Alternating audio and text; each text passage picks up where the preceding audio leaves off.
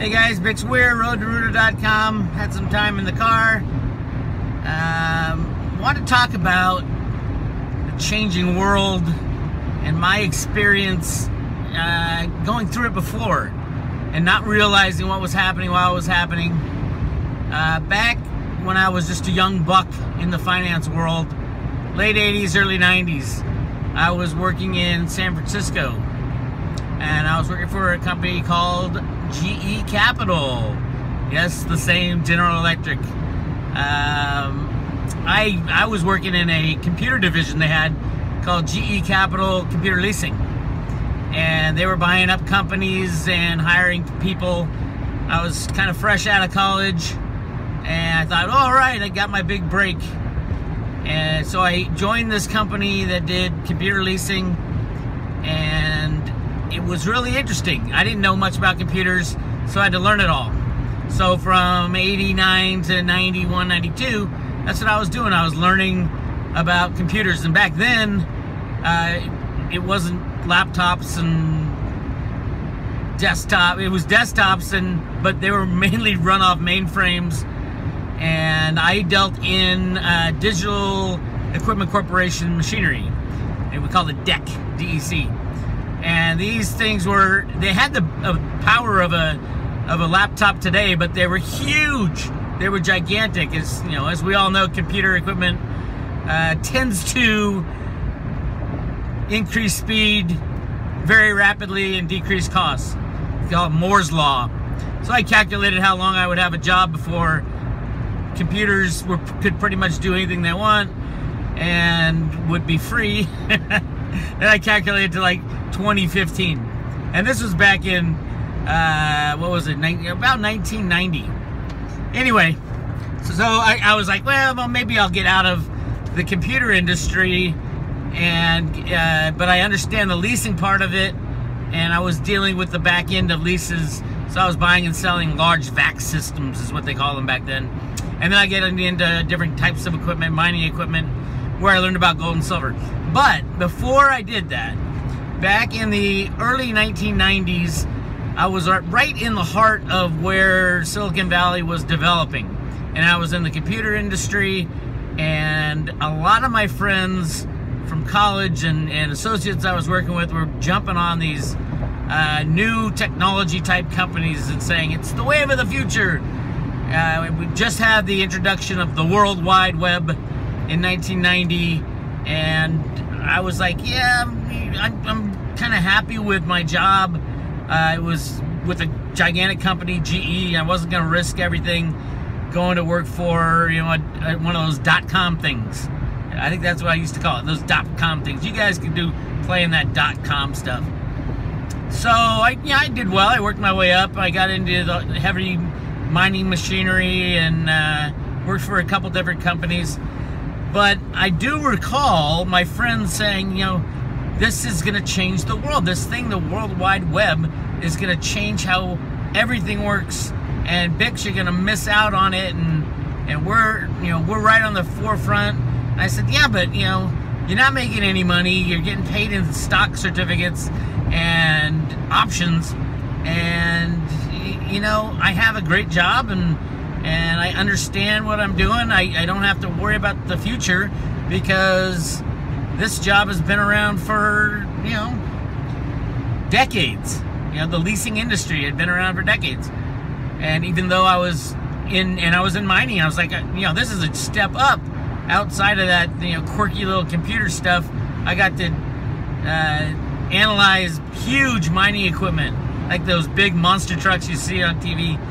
240-ton haul trucks, the CAT equipment, 793s, which are these big CAT 240-ton haul trucks moving rock around. I loved it, and I thought this job will stay here forever. Well, in the meantime, over the next 10 years, all my friends pretty much got rich. They learned the industry, learned how to play in the .com world, went public, got rich. Many of them got broke after the .com bubble burst, but they're still in the industry, and they made their wealth and moved on. And I come 2000, mid 2000s, I got into gold and silver, but I was still kicking myself for not seeing the change while it was happening. I was right in the middle of it, and I didn't see how the World Wide Web would change anything. And these are the days like email was just first starting and all this stuff. Yes, of course, it was, looking back for me, it might have been a mistake, might not have been. I did well in the equipment finance area, but I could have done a lot better had I jumped on the trend in the beginning, had I the vision to look forward and say, how can this technology change the world, and what will the world be like in 10 or 15 years? Now, I didn't think I would ever get another chance at that. That was my one shot, and I missed it, and I watched it go by. Then, come 2009, we have this guy, Satoshi Nakamoto, publishing a white paper on this thing called Bitcoin. And I didn't know right away that it was going to change the world. And I had no idea anything about it. I love gold and silver. All I cared about was hard assets. That's what I'd say. Hard assets. And so even though I had people coming up saying, Bix, you better start thinking about this Bitcoin thing. You better take a look at it. It really does have the potential to change the world. And all of a sudden, a light went up in my head. Ding, ding, ding, ding, ding. Where have I heard that before? Where have I heard that before? It was in 1990, 1991, when my friends were telling me that this new thing, the World Wide Web, will change the world. And I kicked myself for not doing the due diligence, not studying it, not learning about it, and then throwing it out if I didn't think it was right. Had I done the homework, I would have said, oh my God, it will change the world. So, lo and behold, Bitcoin comes out. At first I poo-poo it. I said, no. And somebody says it's going to change the world. And I said, okay, I'm not gonna just run away this time. I'm gonna study it. I'm gonna think about it, and how will this form of money, and the blockchain especially, how will the blockchain, something that is a truth machine, how will that change the world in this corrupt world we live in? It didn't take me long to find out. It's like, oh my God, this really can change the world. This can save the world even, which would be amazing. So yeah, and then I started digging in, more research. And the more research I did, and as the Bitcoin concept grew, the other altcoins began being made, the concept of a blockchain, a decentralized system that has no government, has no CEO, has no outside force that can stop it. It's a truth machine. I'm like, holy moly, this is going to change the world even more than the World Wide Web. And I firmly believe that now, and that is why now I am a big advocate of Bitcoin, of the cryptocurrencies, of the blockchain technologies that are being invented daily. Ethereum is going to be the main access point for companies to tap into the blockchain. So yeah, Ethereum's amazing. And I've been jumping up and down about it, and it has done amazing. I was jumping up and down at 10 bucks, and now it is, I don't even know what it is anymore. It went to 400, and then I think today it went down under 300, and then it's back up. I don't know, last I looked it's at 330, 340. Yes, it is going up fast. Is it a bubble? Well, ask yourself, was the World Wide Web a bubble? I think you know the answer to that. There are times when it gets bubbly, and there's no doubt the cryptos have been going crazy, and yes, it was a little bubbly. But remember, if you're investing in good technology and a good concept, it'll survive the bubble, just like, Amazon survived the 2001 .com bubble. A lot of the crazy companies went away. The tech companies who build the infrastructure, Cisco, a huge, gigantic company.